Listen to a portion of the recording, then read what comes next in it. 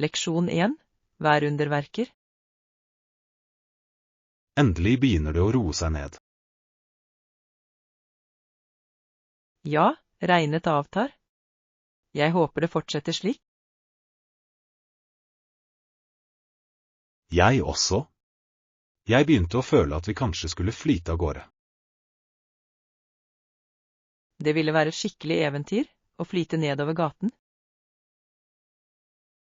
Selv om jeg ikke tror jeg pakket en redningsflåte. Kanskje vi alltid burde ha med oss en, bare i tilfelle. Definitivt. En redningsflåte og et par flyteutstyr. Perfekt kombinasjon. Jeg kan se for meg oss i sterke farger. Ganske moteriktig duo, som navigerer gjennom flomvann. Vi ville vært snakkisen i byen, helt sikkert. Så du de to eventyrerne? Ja. De var klare til å erobre regnværsdagen. Når vi snakker om å erobre, har du planer for kvelden? Håper jeg får koset meg med en god bok og litt varm kakao. Det høres fantastisk ut. Hvilken bok leser du? Jeg fordyper meg i en historisk roman. Historie i en storm?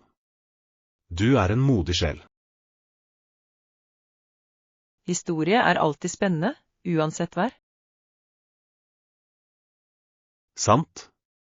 Jeg blir kanskje med deg på litt lesing. Jo flere, jo bedre.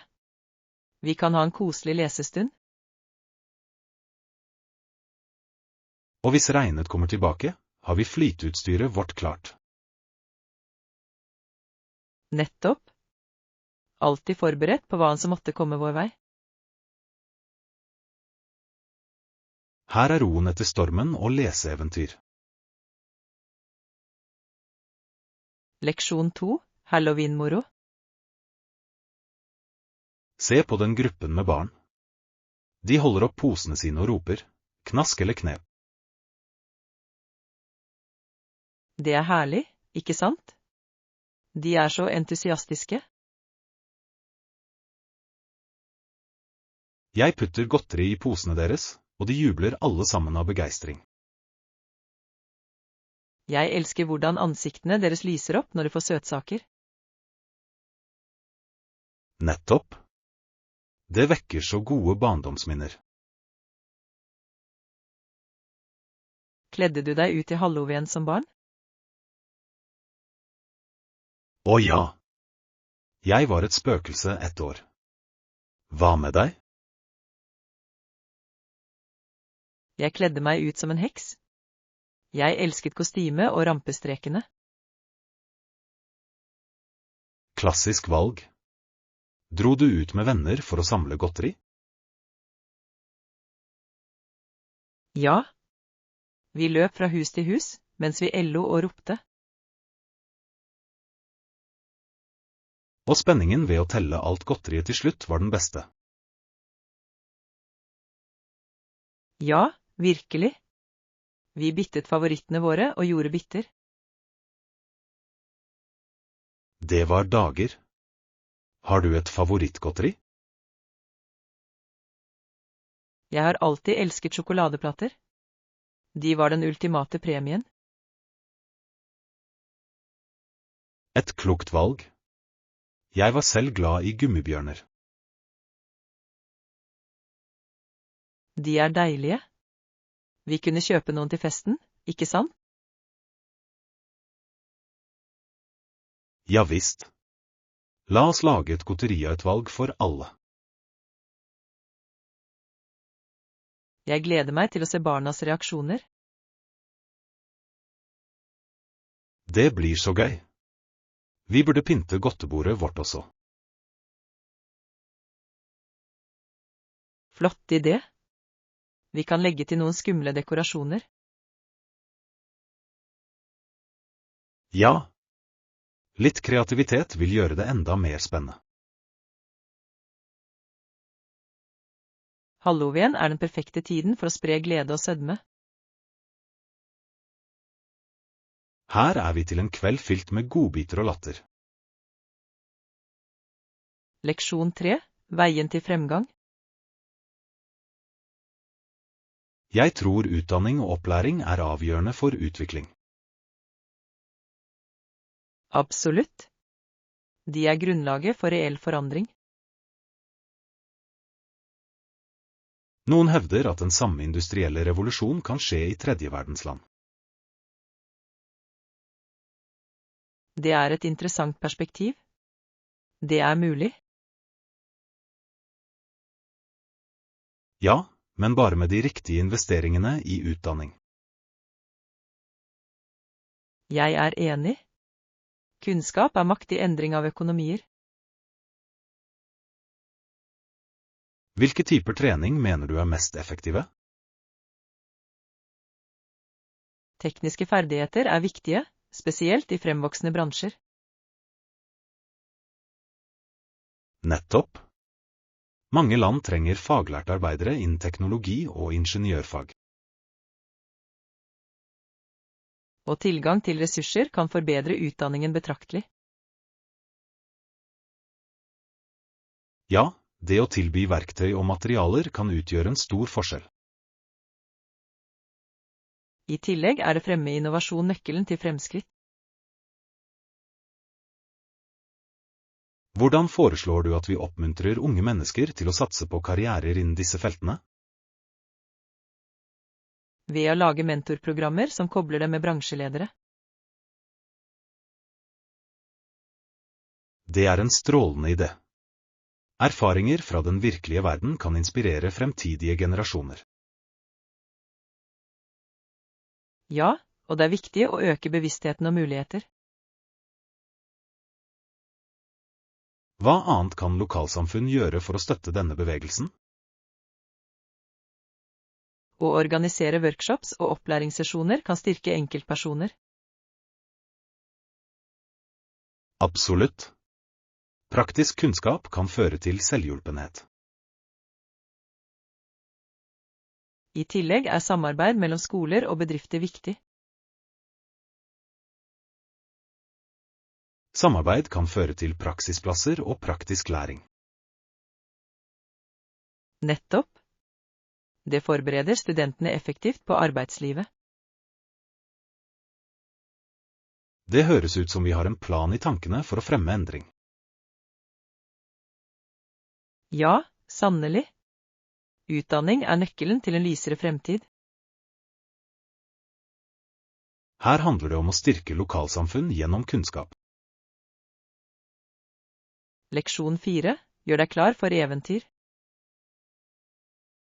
Jeg elsker å sjekke ut sykler og utstyr i lokale sportsbutikker. Det er sant.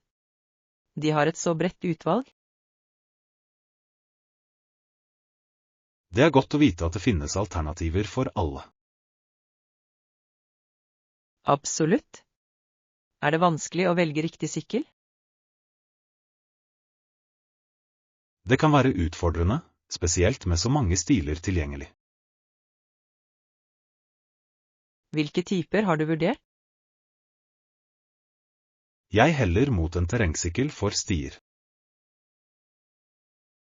Det høres spennende ut. Planlegger du å dra på noen spesifikke stier? Jeg har sett på et par lokale steder. Utsikten er fantastisk. Jeg kan tenke meg det.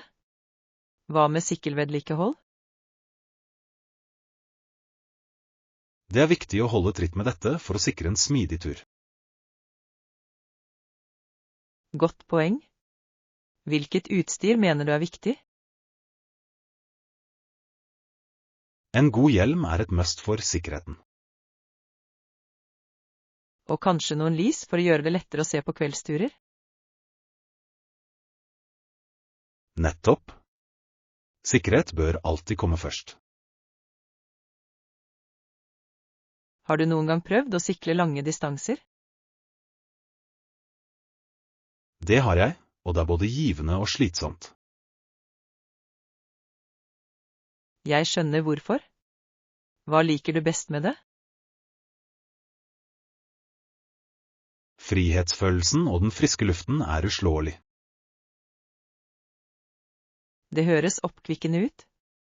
Jeg vil gjerne bli med deg på en tur en dag. Det hadde vært fantastisk. Det er alltid morsommere med selskap. Vi kan utforske nye veier sammen, oppdage skjulte perler. Nettopp. Her er gleden til fremtidige sykeleventyr og gode minner. Leksjon 5. Utforsking av høylandet. Det er forbløffende hvor rolige høylandsområdene er. Jeg er enig. De er så fredelige sammenlignet med travle byer. Og øyene som ligger utenfor kysten av Skottland er også vakre. Ja, de bidrar til sjarmen. Har du besøkt noen av dem? Jeg utforsket noen få, og hver av dem har sin egen unike karakter. Det høres fantastisk ut. Hva imponerte deg mest? Naturlandskapet var fantastisk, spesielt innsjøene. Innsjøene har så dype, rike farger. De er fascinerende. Nettopp. Jeg kunne sittet ved en innsjø hele dagen og bare slappet av. Det er en perfekt måte å gjenopprette kontakten med naturen på. Visste du at disse områdene ikke er så tett befolket? Ja. Det gir en følelse av ensomhet og ro. Det er en forfriskende forandring fra hverdagens kaos. Absolutt. Hvilke aktiviteter likte du mens du var der? Fotturer var en favoritt. Stiene byr på fantastisk utsikt. Fotturer i høylandet må være spennende. Det er det virkelig. Hver topp avslører et nytt, fantastisk landskap. Jeg kan bare forestille meg fotomulighetene. Jeg tok mange. Hvert øyeblikksbilde forteller en historie. Jeg skulle gjerne sett dem. Naturfotografering er fascinerende. Jeg skal dele dem med deg. Du vil sette pris på hvor vakre de er. Takk. Å utforske høylandet høres ut som en drøm.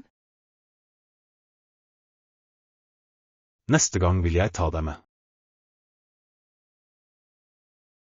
Det ville vært et uforglemmelig eventyr. Her er til fremtidige utforskninger og delte minner. Leksjon 6. Idrettsutvikling. Det er fascinerende å se hvor mye folk liker sport i dag. Ja. Men har du hørt at å delta i sport en gang ble ansett som en krenkelse for det menneskelige øyet? Seriøst? Jeg ante ikke. Det hørtes ganske hardt ut. Ja, det ble ansett som unaturlig og useriøst i tidligere tider. Så interessant. Det er overraskende hvordan meninger kan endre seg over tid. Absolutt. Vi har kommet langt siden en gang. Nå feires og nytes sport av millioner over hele verden. Ja, folk vier til og med livet sitt til å satse på idrettskarrierer. Tenk deg å fortelle oldtidens filosofer at dagens idrettsutøvere er superstjerner. De ville sannsynligvis blitt forbløffet over hvor mye respekt som gis til idrett i dag. Og fremskrittene innen opplæring og teknologi.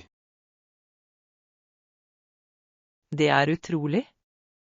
Moderne idrettsutøvere har tilgang til ressurser som var utenkelige før. Det gjør de virkelig. Ernæring, treningsmetoder og analyser spiller en stor rolle nå. I tillegg fremmer idrett samarbeid, disiplin og til og med helse. Nettopp. De fremmer en følelse av fellesskap og kameratskap. Jeg lurer på hva fremtidige generasjoner vil tenke om sport i vår tid.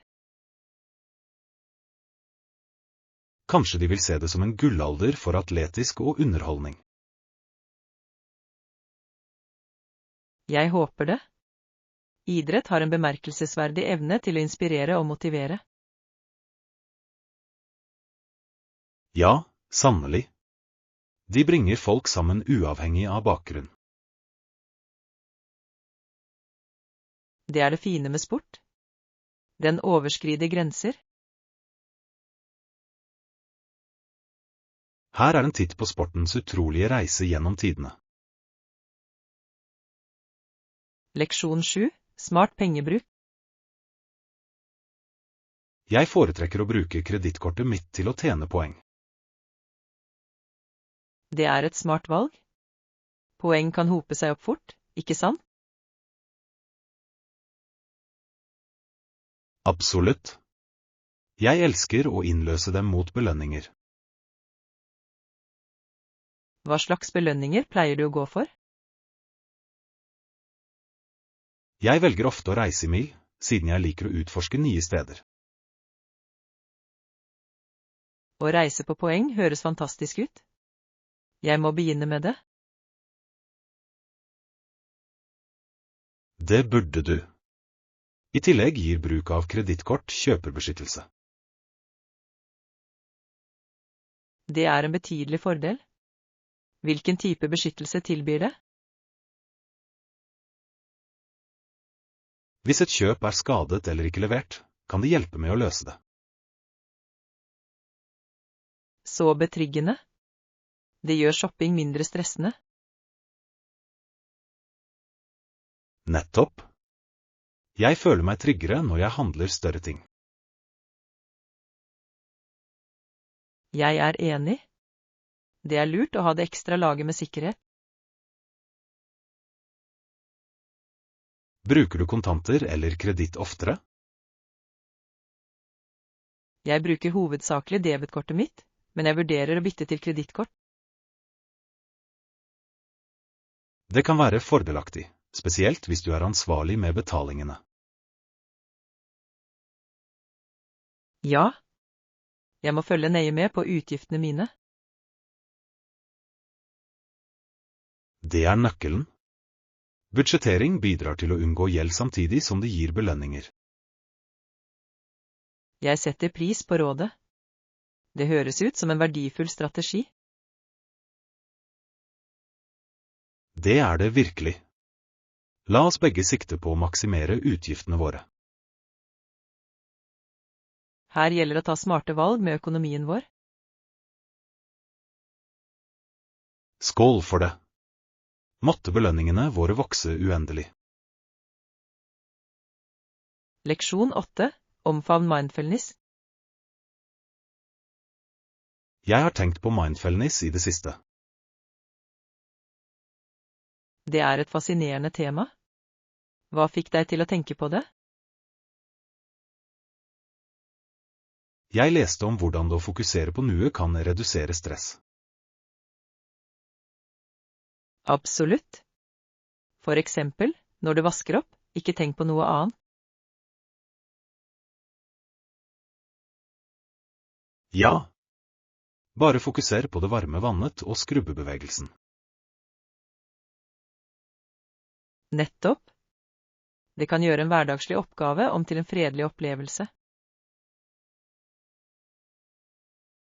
Jeg antar det er en måte å gjøre daglige gjøremål morsommere på. Ja. Det lar oss sette pris på de små tingene i livet. Jeg opplever ofte at tankene mine vandrer under oppgaver, som å vaske klær. Jeg også. Det er lett å miste fokus. Hva tror du holder oss distrahert? Jeg tror det er våre travle liv og konstante varsler. Det gir mening. Vi blir bombardert med informasjon hele tiden. Kanskje vi burde utfordre oss selv til å være mer til stede. Jeg er enig. Kanskje vi kan sette av tid hver uke til mindfulness-aktiviteter. Det høres ut som en god idé. Det kunne vært gøy å utforske sammen. Ja. Vi har forskjellige interesser, men vi kan fortsatt utforske sammen. Nettopp. Det handler om å nyte opplevelsen, uansett aktivitet. I tillegg vil det lære å være mindful være til nytte for oss på mange områder i livet. Jeg gleder meg til mindfulness-reisen vår. Her gjelder det å sette pris på hvert øyeblikk som det kommer. Ja. La oss omfavne nåtiden, en rett om gangen. Leksjon 9. Historiens lærdommer. Lærdommene fra det 20. århundre har minnet folk om at kriger kan få forferdelige konsekvenser. Absolutt. Ødeleggelsene forårsaket av konflikter er svimlende. Det er viktig å lære av disse erfaringene for å forhindre fremtidige kriger. Ja, å forstå historie kan lede oss mot fred. Har du lest om spesifikke hendelser som fremhever disse lærdommene? Jeg syntes beretningene om andre verdenskrig var spesielt virkningsfulle. Omfanget av ødeleggelsene var ufattelig og rammet millioner. Ja, det er en sterk påminnelse om kostnadene ved konflikt. Det er tragisk hvor ofte historien gjentar seg. Ja. Folk glemmer ofte hva de har lært. Vi må holde disse historiene levende for å utdanne fremtidige generasjoner. Jeg er helt enig. Dokumentarer og bøker kan være veldig lærerike. Hva med diskusjoner på skolene? Bør de fokusere mer på dette? Absolutt. Det er avgjørende å engasjere elevene i disse temaene. Det oppmuntrer til kritisk tenkning og bevissthet. I tillegg fremmer det empati for de som er rammet av krig. Jeg liker hvordan det å lære historie kan forme en mer medfølende verden. Ja. Det er viktig å fremme fred og forståelse. Vi burde alle ta det på oss og dele disse lærdommene. Det er sant. Hver minste innsats teller for å gjøre en forskjell. Her handler det om å lære av fortiden for å skape en bedre fremtid. Leksjon 10. Oppdag Floridas fugler. Jeg har lest at Florida er hjem til mange fascinerende fugler. Ja. De karakteristiske Florida-fuglene er virkelig bemerkelsesverdige. Har du noen gang sett en lilla gallinulle? Det har jeg ikke. Hvordan ser de ut? De har lys fjærdrakt med slående farger. Det høres vakkert ut. Hvilke andre fugler kan vi finne her? Der er jammingjan. De sees ofte i nærheten av vannet. Den kjenner jeg ikke til. Hva gjør dem unike? De har lange ben og ganske grasiøse i bevegelsene sine. Jeg gleder meg til å se en. Hva med den haltende? Limkinen kjent for sitt særegne rop og sin lange, buede hals. Jeg skulle gjerne hørt den samtalen. Og ikke glem flamingoene.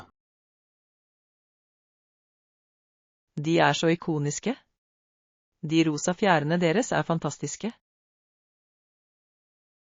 Nettopp. Visste du at de får fargen sin fra maten de spiser? Det fascinerende. Jeg har alltid lurt på hvordan de ble så rosa. Det finnes også rosenrøde skjestorker, som like vakre. Skjestorker? De må ha interessante nebb. Ja. Den unike formen deres hjelper dem med å finne mat i våtmarkene. Jeg håper vi møter en rekke av disse fuglene i dag. Det gjør jeg også. La oss holde kikkerten klar. Her en herlig dag med fugletitting i Florida. Skål for det. Måtte vi få øye på mange utrolige arter. Leksjon 11. Navigasjonseventyr. Jeg husker at jeg gikk meg vill i byen nylig. Virkelig?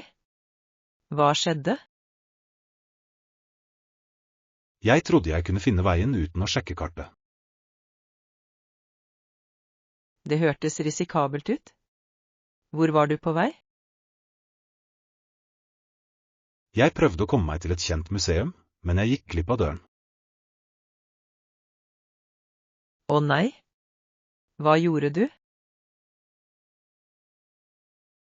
Jeg sjekket raskt kartet og fant i stedet den nærmeste kafeen. Det en smart reserveplan. Koste du deg der? Ja. Kaffen var herlig, og jeg møtte noen hyggelige lokale. Noen ganger fører omveier til uventede eventyr. Nettopp. Det viste seg å være en hyggelig opplevelse.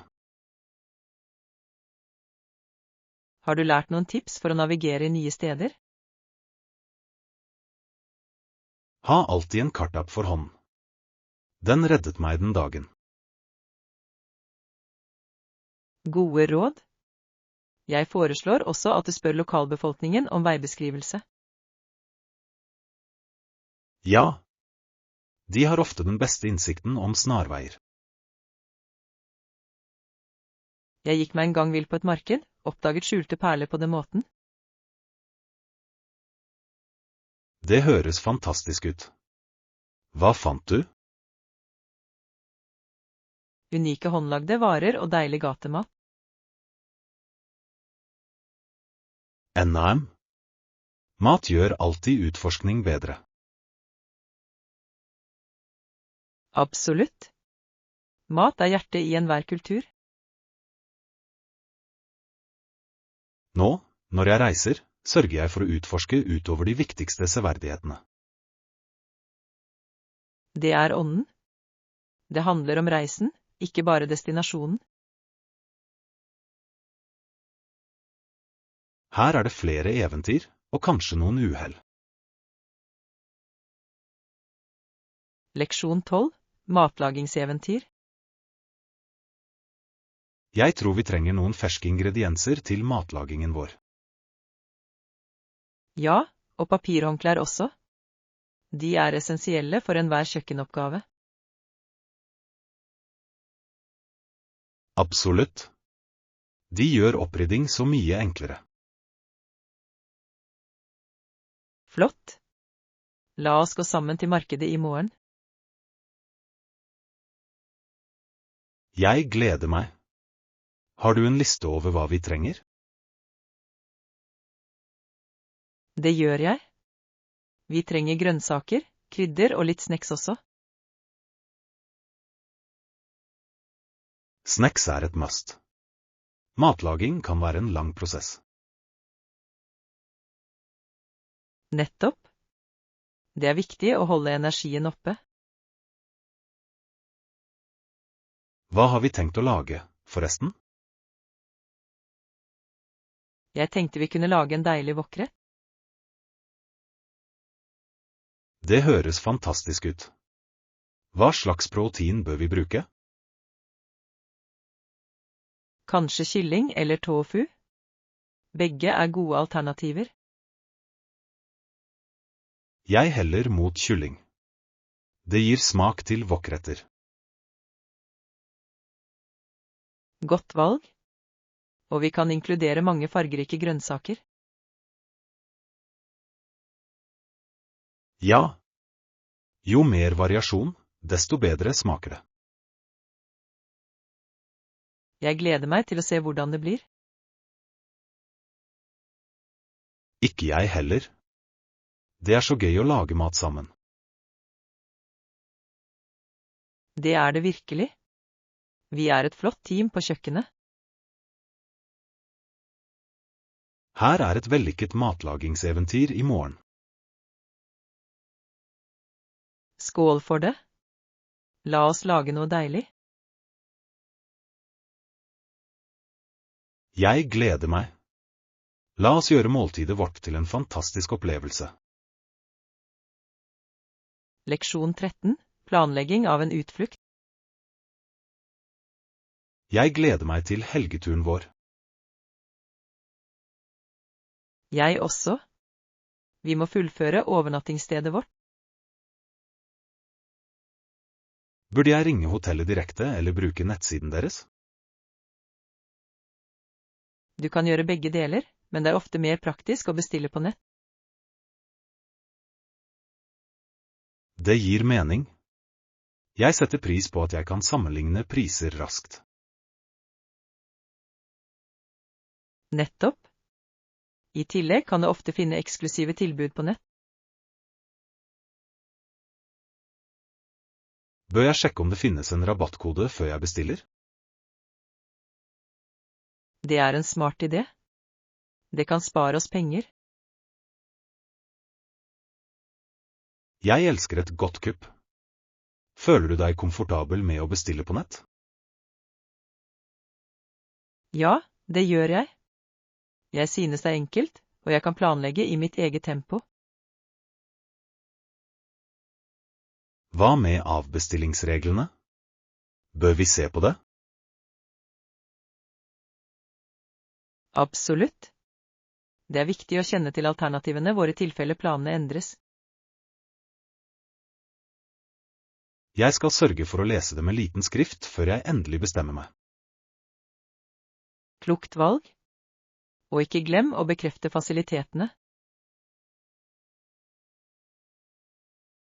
Ja da. Det er alltid greit å vite hva man kan forvente. Nettopp. Jeg liker å ha tilgang til et basseng eller frokostalternativer.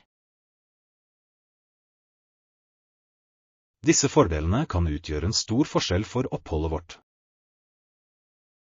Helt klart. Her er for å gjøre reisen vår smidig og hyggelig.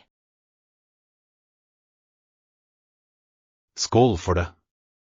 La oss få alt på plass for en fantastisk tur. Leksjon 14. Navigering i London. Jeg har utforsket byen, og jeg må si at London Underground er den enkleste måten å komme seg rundt på. Jeg er helt enig. Det er effektivt og ganske praktisk. Har du hatt noen interessante opplevelser på T-banen? Å, absolutt. Jeg sto en gang ved siden av en mann iført et fullt kostyme. Seriøst? Hva slags kostyme var det? Han var utkledd som en gigantisk banan. Det lyste virkelig opp dagen min. Det hørtes hysterisk morsomt ut. Jeg håper han fikk mange smil.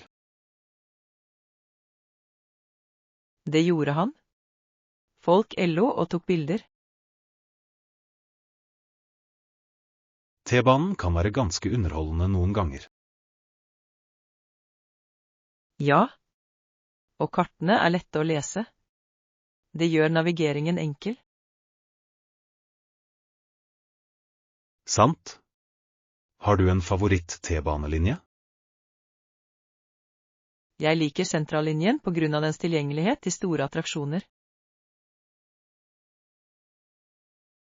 Jeg foretrekker jubileet-serien. Den så moderne og stilig. Begge utmerkede valg. Hva ditt favorittstopp? Jeg ville sagt Westminster.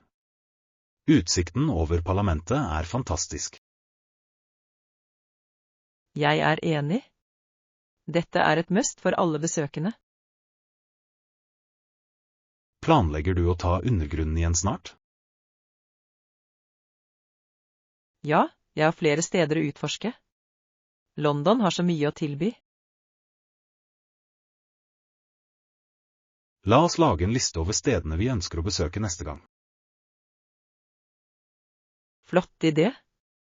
Jeg gleder meg til å oppdage mer av denne pulserende byen. Her ventet flere T-baneeventyr og minneverdige øyeblikk. Leksjon 15. Sunne spisevaner. Jeg helt enig i at det viktig å opprettholde et sunt kosthold. Ja. Det utgjør en betydelig forskjell i hvordan vi føler oss. Så, hva inkluderer du vanligvis i et sunt kosthold? Jeg prioriterer frukt og grønnsaker. De så viktige. Absolutt. De gir deg viktige vitaminer og mineraler. Jeg liker også fullkorn, som brun ris og quinoa. Fullkorn fantastisk. De holder deg mett lenger. Nettopp. Hva med proteiner? Hva foretrekker du?